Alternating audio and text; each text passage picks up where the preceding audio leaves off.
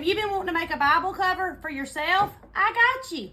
Let's go make this one. But first, make sure you share this to your profile so you can come back and find this later. The first thing I did was took my Bible and I took a tape measure. Now I have a soft tape measure that's meant for tailoring or sewing, and you can use that or you can use whatever you have. If you don't have a soft tape measure, get a piece of yarn or string, do the same thing, cut it off, and then take it and measure it with a yardstick, hard tape measure, whatever you've got.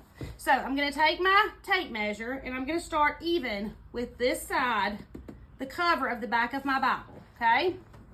And then I'm going to come all the way across. My Bible measures 15 inches from that side, from here all the way around to here is 15 inches. Then I'm going to measure the top and the bottom of my Bible.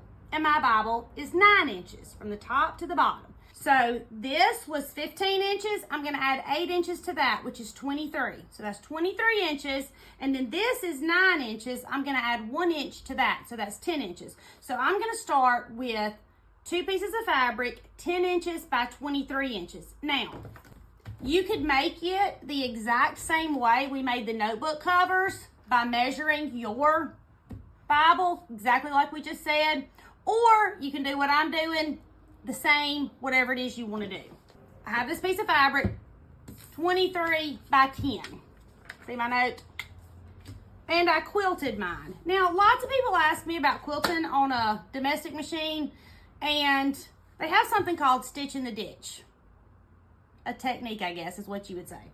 And that technique means that you stitch where these fabrics line up.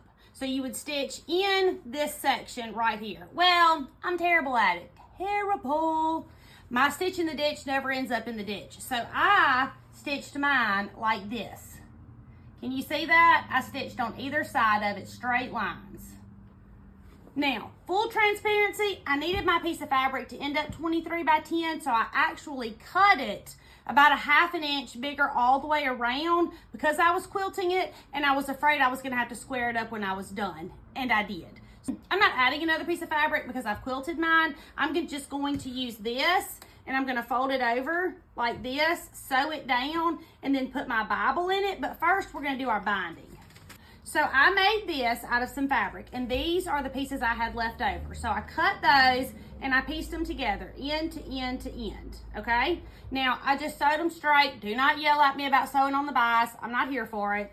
And then I loosely measured, folded it in half. I just wanted to make sure it would fit all the way around my Bible and across the bottom. It'll fit. So now we're going to bind it. You can bind it with whatever method you use to bind your quilts, or there's a great binding tutorial on my page. I'm binding this one just like I bind my quilts, but I don't do my binding like everybody else. So if you don't want to do it like I do, that's perfectly fine. You do it how you want to do it. If you're not comfortable with binding, then make it just like we made the other notebook covers. Use the second piece of fabric, sew the ends together, fold it in, sew the top, turn it right side out. Easy peasy. But this should show you how to measure whatever it is that you're trying to cover, so you can cover anything. Bible, notebook, binder, whatever it is you want to make. Just add 8 inches to the side measurement and 1 inch to the top. So I'm going to put my Bible, I'll lay my cover open, face down.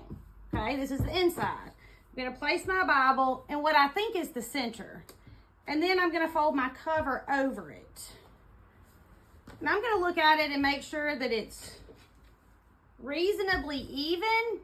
And the next thing I'm going to do is stitch right here. Oh, I'm not stitching right there. I'm going to put a clip and take my Bible out. And then I'm going to put a clip on this end and take my Bible out. Now I'm just going to sew down the top, across the top and the bottom of the flaps. That's it. Right here and right here. I used some 2.5-inch strips to make my Bible cover, so I kind of knew what the center was. But when you put your Bible in or whatever it is that you're covering and you fold your flaps over, you can measure them to make sure that they're even. I didn't measure mine because I knew that it should be reasonably even if my seam allowance was the same, and that's assuming a whole bunch on this end, by the way. But I was satisfied with how mine was, but you can obviously get a ruler and measure yours to make sure yours is even if you want to.